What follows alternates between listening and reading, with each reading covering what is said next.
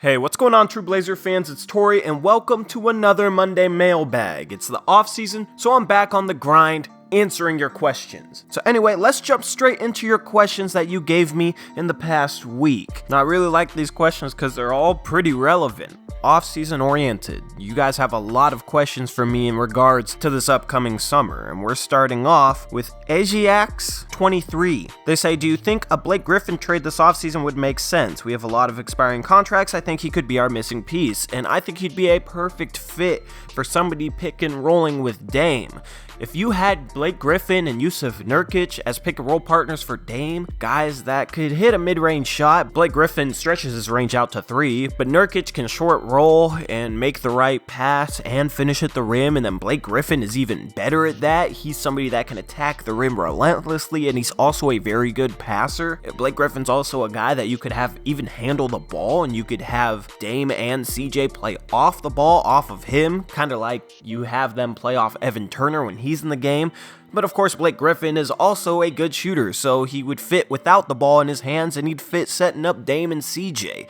I think he is a great match in terms of his style of play. The only concerns come with his contract and his injury history. Now, he's played 70% or so of his games in the last 4 seasons, so I wouldn't say it's quite as bad as people say. You know, that's still a decent amount, and I would trade for Blake Griffin if there was a 70% chance he could play in the postseason, but that's the only concerns from my end, because in terms of his talent, I think he's a great fit for the Portland Trailblazers and the type of upgrade that we actually have a chance at landing in a trade if Detroit decides to blow it up. Lucas Live says, I know that the Warriors series was a letdown, but the season as a whole was fantastic. Do you think that next year we will be stronger with Nurkic coming back? And honestly, I don't think Nurkic is going to be quite as good as he was last season. Recovering from those injuries take time. Just look at Gordon Hayward. Even a year and a half after that injury, he was still struggling, and Nurkic is a big, so who knows, maybe he's able to kind of get back to the style of play he was playing with before, but I do expect a period of time through the rest of the season after Nurkic returns where he's not going to be quite as good as he was last year. And then when you look at the fact that we probably can only keep one of Hood, Cantor, and Curry, and we don't have a ton of assets to really upgrade elsewhere,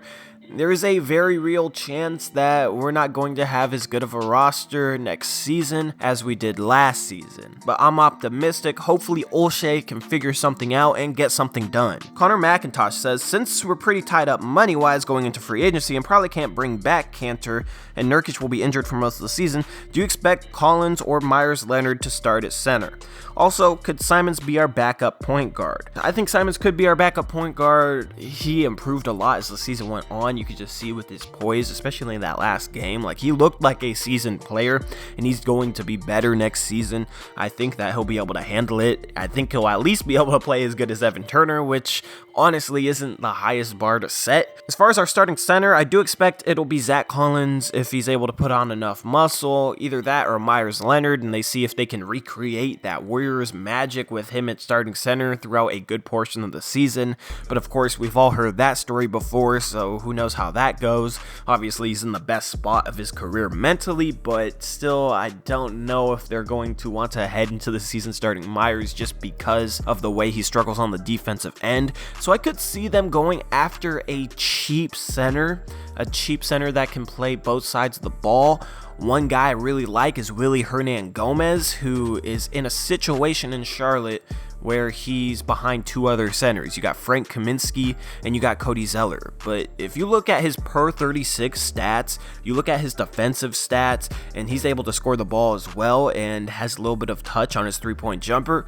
Willy Hernangomez seems like the type of Olshey pickup that could come in and absolutely flourish. Either that or a guy like Kyle O'Quinn, who is much better than people think. You know, a unheralded center that can come in on a very cheap contract and start for us. I expect Collins, Myers, or a guy like that. Iris Margut says, do you think there's a possibility that Enes Kanter might stay, being that Jusuf is injured and Enes really likes the team? Maybe he'll settle for less money. And honestly, I think they will prioritize Rodney Hood because we do have a plethora of big men even without Jusuf Nurkic. Collins and Leonard forward and possibly somebody else we bring in, and then you got Labissiere at power forward, maybe Aminu, maybe Harkless, Lehman. Like, we have a lot of guys that can play the big man spot, so I don't think they'll prioritize Cantor over Hood, and because we can probably only keep one of them, I expect Hood to come back. I don't think that Enes Kanter is going to sign for a minimum contract like some Blazer fans have been floating out there, but we'll see. Felix says, which one of our free agents this summer should be our number one priority to keep in Portland? I believe it should be Hoodie. I answered the last question before reading this one. Yes, 100% should be Rodney Hood. And Barking Box says, what do you think is going to happen with Al-Farouq Aminu?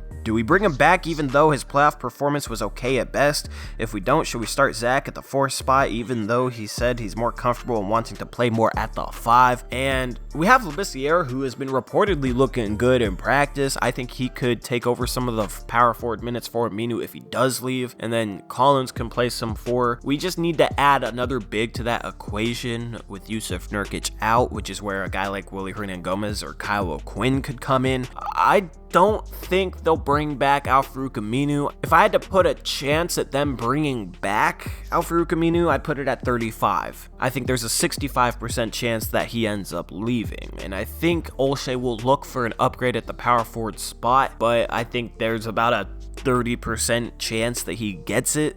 I don't know. I'm throwing out a lot of numbers here, but basically it's definitely a fluid situation. I think at the end, it's most likely that Al-Farouq Aminu is playing for a different team next year. Solar Money Yeet says, do you think Dame will be able to produce at 34 to 35 years old? Because we given him $52 million a year with the Supermax. Is that too much? And I think that's just a product of what you have to do. If you have to swallow $52 million in salary when Dame is 35 and finally starting his decline, it's worth it for what he gives you before that. At that point, if you hadn't built a contender, you're probably not going to end up ever being a contender because Dame's going to be on the decline, so the money doesn't really matter at that point. So I don't think it's too much. I think it's just a byproduct of what the Blazers are going to have to do. Elijah Haraguchi says, with our cap and roster situation this year, what moves can we make to improve the roster for next season? I was extremely disappointed with Aminu's performance in the postseason. Should we finally let him walk? I was thinking something along the lines of letting him walk, moving Zach to the starting lineup, re-signing Hood, dish out some expiring contracts, draft picks so we can try signing Boogie and let him play the 5 until Nurkic comes back, then move him to the 4 and let Zach play the 5 off the bench. We could also replace Curry off the bench with Simons and Trent and let them start developing. If we re-sign Hood, do you think he belongs in the starting lineup or would you prefer his energy off the bench? I'm curious to get your feedback and see what we can do to become a better team next season, even with the limited wriggle room that we have.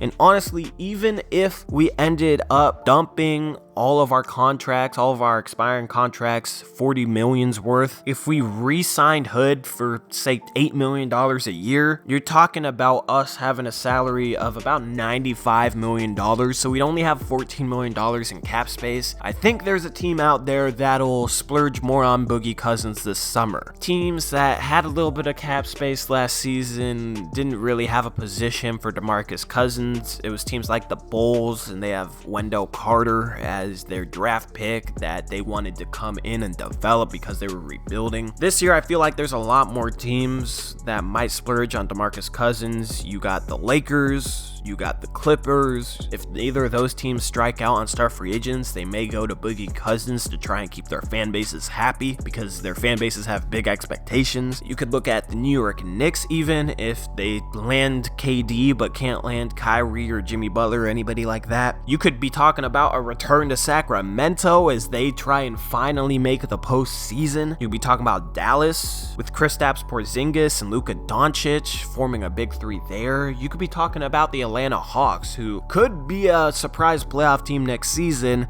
because they finished the season very well, and Trae Young and John Collins is a very good start to a nice young core. If you slot in Boogie Cousins on a 1 or 2 year prove-it deal, then they might elect to do that. So I think there's a lot of teams that could pursue DeMarcus Cousins for more than $14 million. And I don't think he'd want to come here anyway, because once Nurkic comes back, then he'd be battling for playing time with another very good center. So I don't think DeMarcus Cousins is all that realistic. Regardless, Olshey is going to have to get creative and try and make something happen this summer, because we need to take a step forward. And with the free agents we're set to lose, that's going to be difficult. The Marked Wolf says, is there a possibility that Dame can sign a lower contract so we can sign big free agents? He says he wants to be the best Blazer.